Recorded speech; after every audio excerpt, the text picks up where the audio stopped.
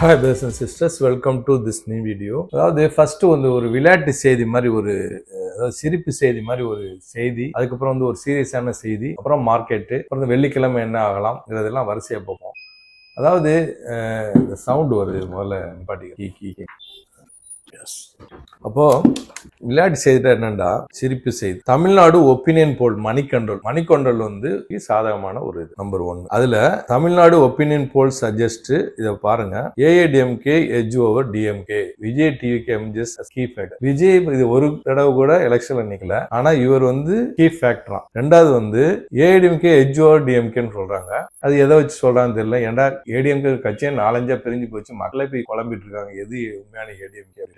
அது மட்டும் இல்லாம எந்த ஒரு பொது விஷயங்களுக்குமே ஒரு போராட்டத்துக்கோ இதுக்கு வரல. இப்போதைக்கு 5 வருஷத்துல அவங்க கட்சிக்குள்ள அடிச்சுட்டு சரியா இருந்துச்சு. இனிமே அது ஒரு மிகப்பெரிய கட்சிங்கிறது நம்ம ஒத்துதான் ஆகணும். அதாவது ஜெயலலிதா இருக்கும்போது, புரட்சி தலைவர் எம்ஜிஆர் இருக்கும்போதுலாம். இப்போதைக்கு அது ஒன்னும் இல்லாத கட்சியா தான் இருக்குதுன்னு எல்லாரும் மக்களுடைய கருத்து. ஆனா இவங்க என்ன சொல்றாங்க, டிஎம்கே விட ஏடிஎம்கே வரும். சரி, இதோட நம்பகத்தன்மை என்னன்னு சொல்லிட்டு நான் செக் பண்ணும்போது அப்புறம் தான் எனக்கு சிரிப்பே வந்துச்சு. இந்த ஐஏஎன்ஸ் மேட்ரிக்ஸ் சர்வே ப்ராஜெக்ட்ஸ் போட்டாங்க. ஃபர்ஸ்ட் இது மணிக்கொண்டல்ல சொல்றாங்க, அதை போய் செக் பண்ணும்போது தான் எனக்கு குபீர் சிரிப்பே வந்தது. இந்த பாருங்க, டெய்லி எஸ்கிலர் சொல்றாங்க ஜனவரி 2026 Adani group completes full take over the IANS news agency. இந்த ஐஏஎன்ஸ் நியூஸ் ஏஜென்சியை அதானி குரூப் டேக் ஓவர் பண்ணிருக்காங்க. அப்ப அதானி குரூப்னா என்ன, என்டிடிவி அதானி குரூப் வாங்கிச்சுல, அதே மாதிரி தான் இதையும். அப்ப அதானி என்ன சொல்லுவாரு, அவங்க எந்த கட்சியா இருந்தாலும் அவங்களுக்கு சாதகமா தானே சொல்லுவாங்க.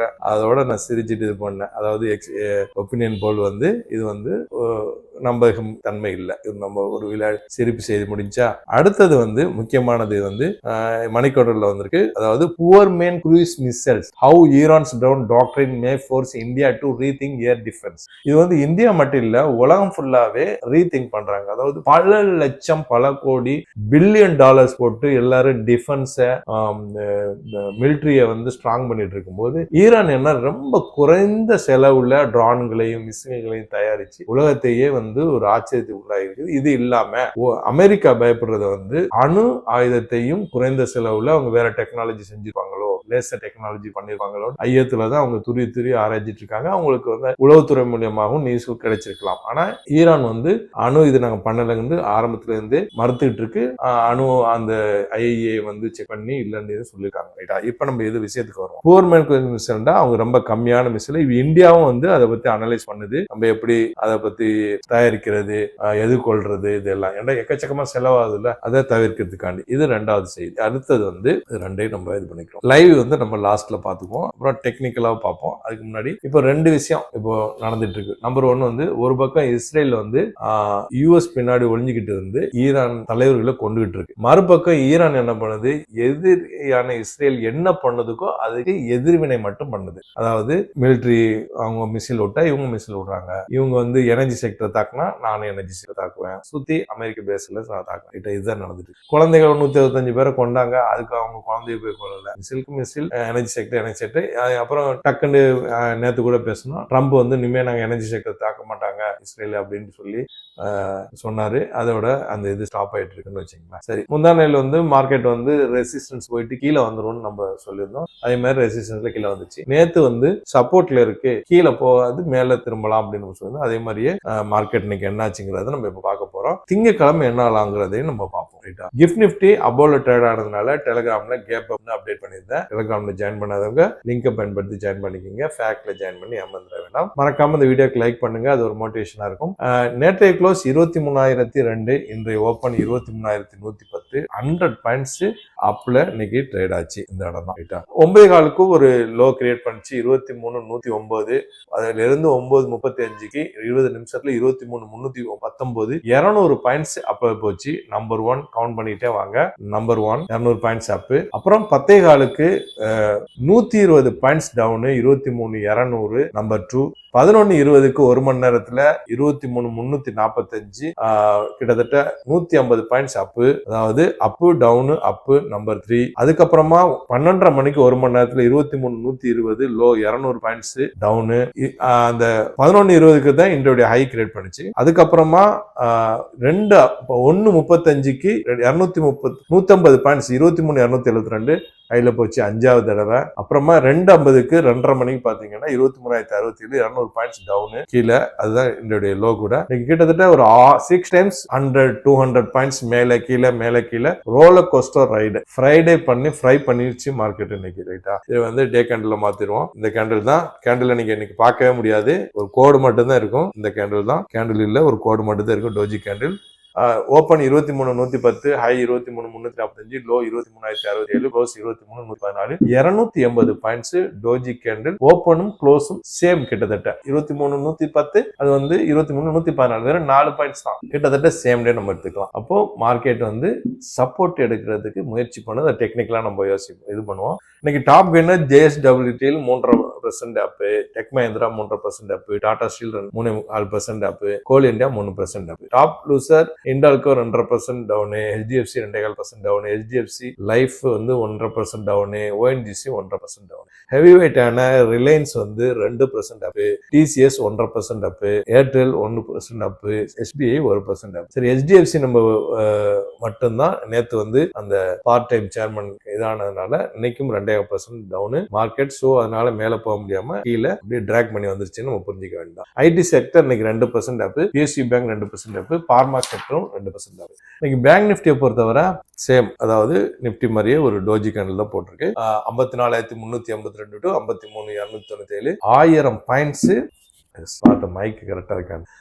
சில நேரத்துல இப்படி பேசிட்டு கடைசியில ஆன் பண்ணாம இல்ல ஆஃப் ஆகி கிடக்கும். ஓகே, 1000 பாயிண்ட்ஸ் இன்னைக்கு movement. Green candle 9, red candle 5, 53,000 support எடுக்கிறதுக்கு முயற்சி பண்ணுது. இது பாருங்க, 3 தடவை இந்த இடத்துல உடைக்க முடியாம இருக்கு. நல்ல பாசிட்டிவ் நியூஸ் வந்தா இங்க இருந்து மேல சப்போர்ட் எடுக்கலாம். சரி, கோல்ட பொறுத்தவரை 13,950 போர்ட் ரேட்டு, சில்வர் 260, கோல்டும் கிட்டத்தட்ட 4,500 சப்போர்ட் எடுக்க முயற்சி பண்ணுது. இந்த இடம் தான். ஏன்டா ப்ரீவியஸ் வந்து 4,400, இந்த இடத்துல கிட்டத்தட்ட 4,400 கீழே வந்து 4,502 வந்துட்டு $4,650, $150 மேலே இருக்கு. சப்போர்ட் எடுக்க முயற்சி பண்ணது. ஏதாவது மெயினான நெகட்டிவோ பிளஸ் பாசிட்டிவோ நியூஸ் வராத பட்சத்துல இங்க இருந்து மார்க்கெட் மேல போறதுக்கான சான்சஸ் இருக்கு. அடுத்தது வந்து சில்வர் சேம் அதேதான், $64 வரைக்கும் முன்னாடி வந்தது. இப்போ 70 கிட்டக்க சப்போர்ட் எடுக்குது.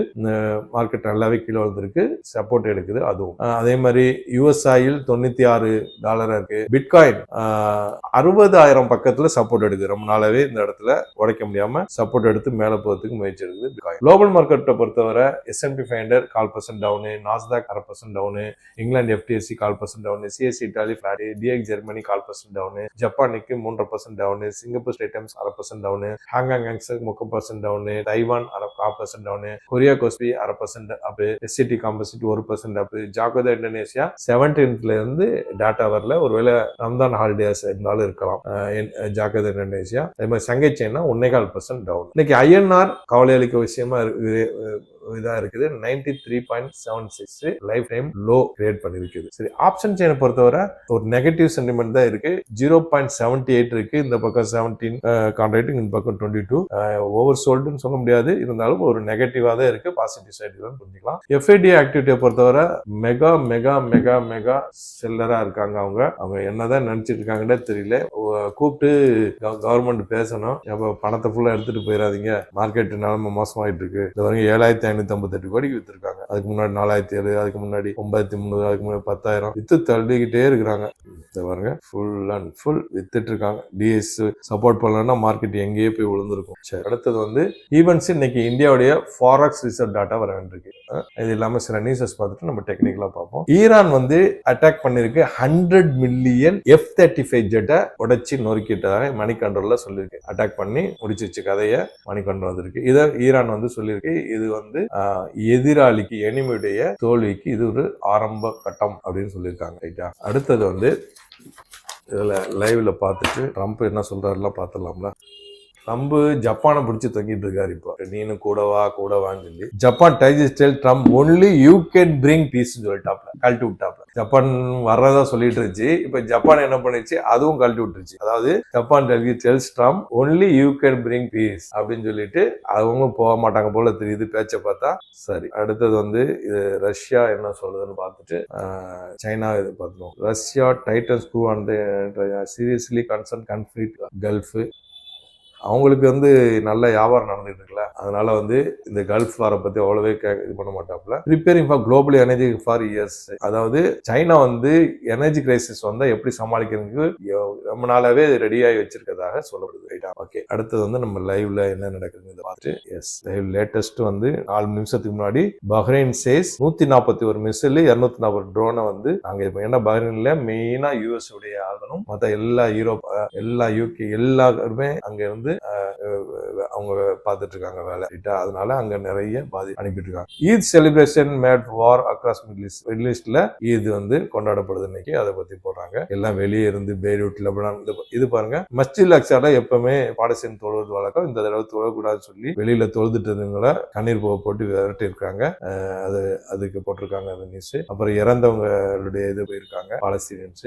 ஈராக்ல வந்து ஈரான்ல வந்து அவரோட தலைவரை வச்சுட்டு தொழுகை நடத்திருக்காங்க, தலைவரை நினைவு. Okay, Israel army detects new Iranian missile targeting the south of the country. இப்போ வந்து ஈரானுடைய மிசைல்ஸ் வந்துகிட்டு இருக்கு இஸ்ரேலுக்கு அப்படின்ட்டு. தாக்குதல் மோசமா தான் போயிட்டு இருக்கிறதாக நியூஸ்ல வந்துட்டு இருக்கு. இது வரைக்கும் ஆயிரக்கணக்கில் பில்டிங்கள் உடைஞ்சிருக்கு, ஆயிரக்கணக்கில் மக்கள் இருந்தாலும் இஸ்ரேல் வந்து ரொம்ப அடம்டா இருக்காங்க. என்ன நடக்க போகுது தெரியல. அடுத்தது Netanyahu Iran has been dismantled, Iran missile continue to strike Israel. அவர் நெட்டன்யாஹு சொல்றாரு, அமெரிக்காவுக்கு பின்னாடி நின்றுட்டு சொல்றது. அவர் என்ன வேணாலும் சொல்லுவார். ஏன்னா அமெரிக்கா வல்லரசு. Is Europe going to help unblock state emissions? The energy expert wants long term consequences. இப்படி வார் போயிட்டு இருந்தா எனர்ஜி கான்சிக்வன்சஸ் வரும் அப்படின்னு எக்ஸ்பர்ட் சொல்றாங்க. அடுத்தது வந்து அங்க ஸ்ட்ரைட் ஆஃப் ஹார்முஸ்ல டென்ஷன் இருந்துகிட்டே தான் இருக்கு. எல்லா ஷிப்பும் அங்க வெயிட்டிங். ஒன்லி ஈரான் அலோவ் பண்ற ஷிப்ஸ் மட்டும்தான் வெளியே வருது. சைனா பிரச்சனை இல்லாத போயிட்டு இருக்குது சைனாக்கு. அடுத்தது உக்ரைன் 200 எக்ஸ்பர்ட் அனுப்புறாங்க. உக்ரைன் எல்லாம் விளையாட்டு செய்தி, சிரிப்பு செய்தி மாதிரி தான் இருக்கிறதெல்லாம். Israel army confirm killing IRG spokesperson ஒரு ஆளை கொண்டதாக இஸ்ரேலும் சொல்லுது, ஈரானும் சொல்லுது. ஈத் செலிப்ரேஷன் டிம்மா தான் இருக்கிறதா சொல்லப்படுது. ஓகே, நம்ம டெக்னிக்கலா பார்த்துருவோம். வெள்ளிக்கிழமை என்ன நடக்கிறாங்க இதை பண்ணிட்டு எஸ் இது வந்து பேங்க் நிஃப்டி. ஸோ நம்ம நிஃப்டிக்கு மாற்றிடுவோம். மாற்றிட்டேன். ஓகே, இப்போ வந்து இந்த இடத்துல மார்க்கெட் வந்து 2வது நாளாக சப்போர்ட் எடுக்க முயற்சி பண்ணுது. 2 இல்ல 1 2 3 4 ட்ரேடிங் செஷனா சப்போர்ட் எடுக்கிறதுக்கு முயற்சி பண்ணுது. இது கலரை மாத்திடுவோம். கலரை மாத்திட்டோம்னா நமக்கு இன்னொரு இது கிடைக்கும். ஓகே, வரைவோமா? வரைஞ்சிக்கலாம். கலர் வந்து ப்ளூ கலர் மாத்திடலாம். எஸ், இது பாருங்க 1 2 3 4 ட்ரேடிங் செஷனா மார்க்கெட் இந்த இடத்தை உடைக்க முடியாம, அதாவது உடைக்க முடியாமடா இங்க உட்கார்ந்துட்டு இருக்கிறாங்க பையர்ஸ். யார் அந்த பையர்ஸ்? ரீட்டைல் ட்ரேடர்ஸ், டிஏஸ், எஃப்ஐஸ் கூட உட்கார்ந்துட்டு இருப்பாங்க. எஃப்ஐஸ் கூட இந்த இடம் உங்களுக்கு வந்து மெயினான இடமா இருக்கும். உடைக்க விடாம மார்க்கெட்டை மேல தூக்கிறதுக்கு முயற்சிகள் நடக்குதுன்னு புரிஞ்சுக்கலாம். எந்த ஒரு பிரச்சனையும் வராம இருக்கணும் உலகத்துல. இப்படியே சும்மா வார் போயிட்டு இருந்தா கூட மார்க்கெட்டை மேல தூக்கிட்டு போயிருவாங்க. எஃப்ஐஸும் இன்னைக்கு என்ன நடந்துன்னு தெரியல. இன்னைக்கு மார்க்கெட் கீழே இறங்கல. எஃப்ஐஸும் அதிகமா விற்காம ஏதோ டிஎஸ் அதுக்கு வாங்கிட்டு இருந்தாலே மார்க்கெட் மேல தூக்கிட்டு போயிடும் நம்புவோம். அப்படி இல்லாட்டி பிரச்சனைன்னு வந்தாதான் நம்ம மார்க்கெட்டை காப்பாத்துறது கஷ்டம். இந்த வீடியோ பயன்தாக்கு நம்புறேன். லேட்டஸ்ட் வந்து UK households face higher energy bills. இங்கேயே நம்ம விலைவாசி கூடிடுச்சு. டீ விலை 20% ஏறிச்சு, பலகாரத்துக்கு 20% கூடிடுச்சு. ஏதோ தயிர் ஆவின்ல 100 ரூபாய்க்கு வாங்கிட்டு இருப்பேன், இப்ப 120 ரூபாங்க. 20% ஏறிச்சு. எல்லாமே கடற்கடன்னு ஏத்துறாங்க. யூகேல ஹவுஸ் ஹோல்ட் ஐட்டம்லாம் எனர்ஜி பில் எல்லாம் ஏறுது. வந்திருக்கு லேட்டஸ்ட் நியூஸ். சரியா? இந்த வீடியோ பயன்தாக்கு நம்புறேன். மற்றவங்களுக்கு ஷேர் பண்ணுங்க. புதுசா பார்க்கணும் சப்ஸ்கிரைப் பண்ணி பெல் ஐகானை கிளிக் பண்ணிக்கோங்க. தேங்க்ஸ் ஃபார் வாட்சிங்.